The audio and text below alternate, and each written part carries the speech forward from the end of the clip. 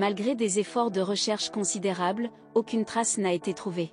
Le dimanche 18 juin 2023, le sous-marin touristique Titan, qui se trouvait en expédition près de l'épave du Titanic, a été signalé comme disparu. D'importantes opérations de recherche ont été déployées dans l'espoir de retrouver le submersible. Malheureusement, le jeudi 22 juin, les gardes-côtes américains ont annoncé le décès des 5 passagers du sous-marin, qui étaient partis explorer les vestiges du Titanic. Les autorités de la marine américaine ont découvert des débris du sous-marin à une distance de plus de 400 mètres du paquebot qui avait sombré dans l'océan Atlantique en 1912, suite à une collision avec un iceberg. Parmi les 5 victimes, se trouvait le Français Paul-Henri Narjolet, un ancien marin âgé de 77 ans, qui avait participé à une trentaine d'expéditions sur l'épave du célèbre paquebot rendu célèbre par James Cameron. Paul-Henri Narjolet était venu nous faire part de sa passion pour le Titanic dans l'émission « Ça commence aujourd'hui ». C'était un homme brillant et passionné, doté d'un talent exceptionnel de conteur.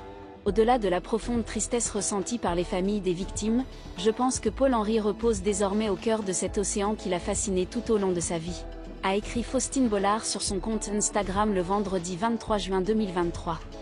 Pendant de nombreux jours, d'importantes ressources ont été mobilisées dans le cadre des opérations de recherche du sous-marin disparu, créant ainsi un spectacle saisissant. Le jeudi 22 juin 2023, Barack Obama a prononcé un discours à la Fondation Stavro Niarcho à Athènes, comme l'a rapporté BFTMV. L'ancien président des États-Unis a exprimé son regret quant à l'attention accordée à cet événement par rapport à la disparition tragique de 700 demandeurs d'asile en Grèce, qui ont trouvé la mort par noyade. Ces propos ont suscité de vives réactions, bien que certaines personnalités aient partagé cette prise de position.